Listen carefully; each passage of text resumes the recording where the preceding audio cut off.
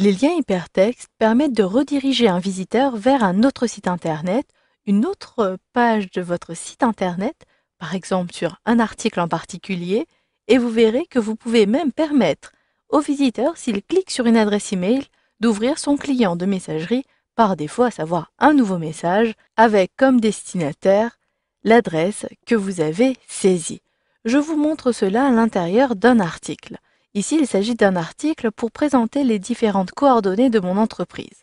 Pour préciser ici l'adresse email du contact, il me suffit de saisir contact@omotic.fr. Si j'appuie sur la touche entrée de mon clavier, vous le voyez automatiquement, Joomla a détecté qu'il s'agissait d'une adresse email et un lien a été ajouté. Vous pouvez d'ailleurs personnaliser ce lien en sélectionnant le lien en question et vous le voyez ici, si vous cliquez sur Insérer et éditer, vous allez pouvoir voir que l'URL est mail-to pour mail pour le contact qui est saisi juste après, donc n'oubliez pas les 2 points, n'ajoutez pas d'espace et vous pouvez même saisir un texte différent.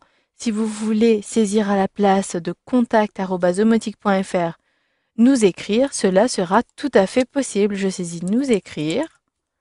Puis vous pouvez décider ici d'ouvrir dans une nouvelle fenêtre si vous le désirez à cet endroit-ci. Je clique sur OK puisqu'ici il s'agit du client de messagerie et je supprime tout simplement ici email.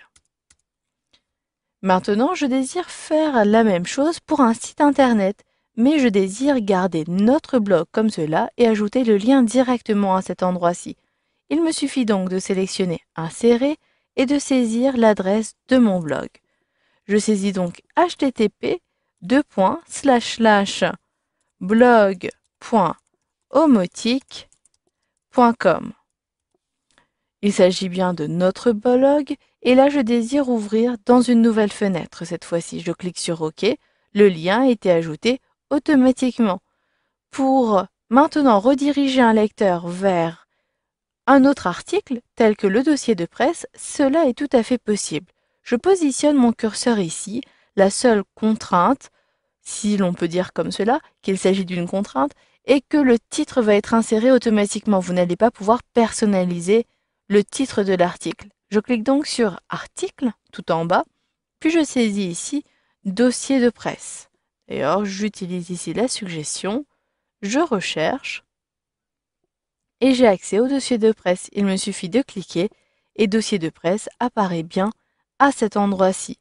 Si maintenant j'enregistre, je clique ici, et que j'actualise ma page Internet. Vous allez le voir un peu plus bas sur cette page, j'ai bien nous écrire qui est apparu. Donc si je clique ici sur nous écrire, mon client de messagerie par défaut s'ouvrira où vous le voyez, j'ai une suggestion et je peux d'ailleurs utiliser mon application courrier de Windows 8. Automatiquement, je vais avoir un nouveau message avec comme destinataire contact@omotic.fr. Cela peut prendre un peu de temps selon la connexion Internet que vous avez et ici, la vitesse de votre système.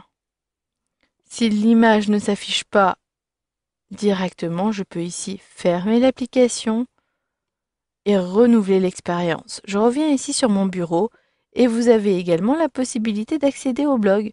Je clique à cet endroit-ci et j'accède directement à notre blog omotic.com. Pour le dossier de presse, il me suffit de cliquer ici et automatiquement, j'accède à notre dossier de presse, un article qui est d'ailleurs ici dans la catégorie presse. Si vous ne voulez plus avoir un lien, cela est tout à fait possible. Il vous suffit de sélectionner le texte et de casser, vous le voyez, le lien en cliquant sur cette icône-ci. Je n'ai plus de lien, le bleu n'apparaît plus à cet endroit-ci. Voilà, vous savez donc maintenant comment insérer des liens hypertextes dans le contenu de votre site internet.